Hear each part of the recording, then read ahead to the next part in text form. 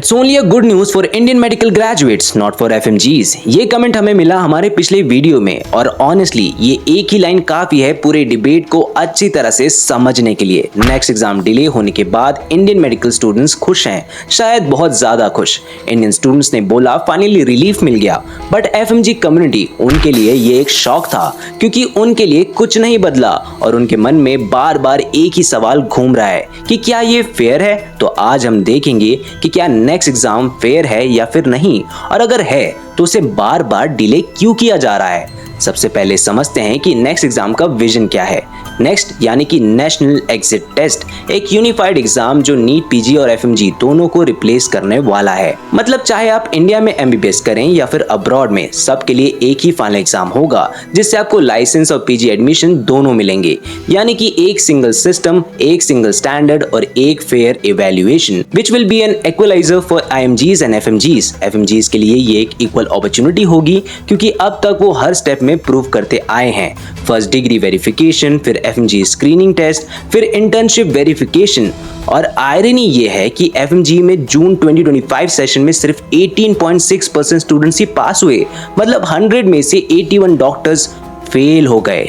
ऐसा क्यों है? क्या एफएमजीज अच्छे डॉक्टर नहीं होते या फिर वो जहां से पढ़ाई करते हैं वो एजुकेशन सिस्टम एकदम ही बेकार है, या फिर कोई और वजह है जिसके बारे में हमें पता नहीं। इस बात का फैसला तभी क्लियरली हो सकता है जब इंडियन मेडिकल स्टूडेंट्स का नेशनल एग्जिट टेस्ट हो और उनकी पासिंग रेट को एफएमजीज के पासिंग रेट से कंपेयर किया जाए। अक्टूबर 2025 में एनएमसी ने ऑफिशियली अनाउंस किया कि नेक्स्ट को 3 से 4 सालों के लिए डिले किया जा रहा है। ऑफिशियल रीजंस, कॉलेज के पास इंफ्रास्ट्रक्चर रेडी नहीं है, फैकल्टी शॉर्टेज है और क्लैरिटी नहीं है कि कौन सा बैच पहले अटेम्प्ट करेगा। अब सोचो, सिस्टम ही इतना अनप्रिपेयर्ड था कि एग्जाम को ही पोस्टपोन करना पड़ गया। मतलब नेक्स्ट के लिए रेडीनेस के रीजंस दिए गए हैं, बट एफएमजीज के लिए तो कोई ऑप्शन ही अवेलेबल नहीं है। वो चाहे जैसे भी कॉलेज में पढ़े, जिस भी सिस्टम से पास आउट हो, वो डिग्री लेकर आए और बिना एफएमजी पास किए वो इंडिया में एज अ डॉक्टर कुछ भी नहीं कर सकते। ये तो फेयर नहीं लगता। एफएमजीज ने होप लगाई थी कि नेक्स्ट उनके लिए एक इक्वलाइजर होगा, एक एग्जाम जिससे उनका फॉरेन टैग फाइनली इररेलेवेंट हो जाएगा। लेकिन डिले के बाद उन्हें फिर से एफएमजी देना होगा, एक एग्जाम जिसमें पास परसेंटेज पिछले 5 सालों में 30% से ऊपर नहीं गया है। एफएमजीज की जर्नी शायद इंडिया के सबसे डिफिकल्ट प्रोफेशनल जर्नीज में से एक है।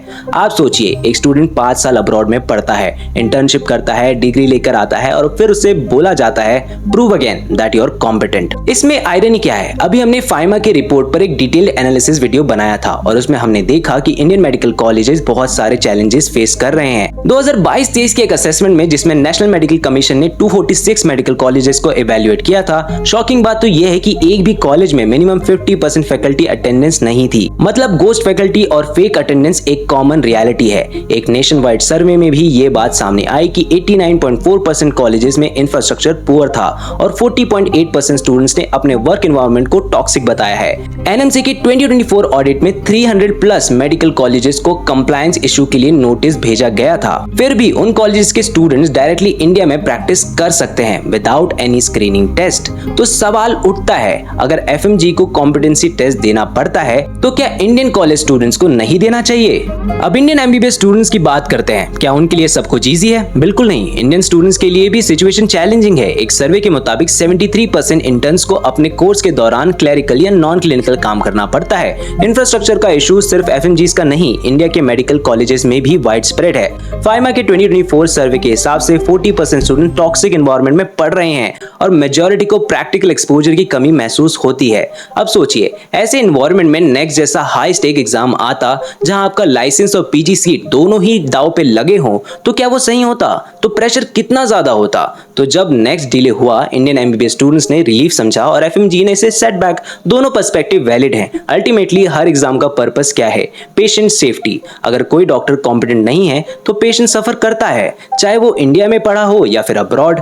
नेक्स्ट का मेन गोल भी यही था, टू इंश्योर कि हर डॉक्टर एक मिनिमम स्टैंडर्ड पे क्वालिफाई करे।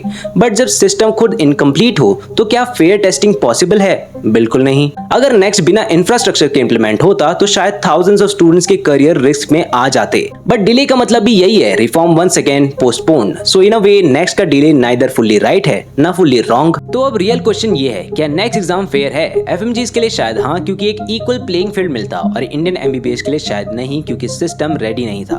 बट अगर हम हेल्थ केयर को इम्प्रूव करना चाहते हैं तो सिर्फ एक कम्युनिटी के लिए फेयरनेस नहीं चल सकती। सिस्टम को ट्रांसपेरेंट और अकाउंटेबल बनाना होगा, चाहे डिग्री इंडिया से हो या फिर अब्रॉड से। तो मैं आपसे एक जेन्युइन क्वेश्चन पूछता हूँ, क्या नेक्स्ट एग्जाम फेयर है या फिर नहीं? ये सिर्फ एक पॉलिटिकल रिफॉर्म बन के रह जाएगा जिसमें डॉक्टर फिर से गिनी पिग्स की तरह बन जाएंगे? कमेंट करके बताओ आप किस साइड में हो, एफएमजी या फिर इंडियन एमबीबीएस के, या फिर सिस्टम के अगेंस्ट? क्योंकि जब तक हम इस कॉन्वर्सेशन को स्टार्ट नहीं करेंगे तब तक हमें कोई भी आंसर्स नहीं मिलने वाले।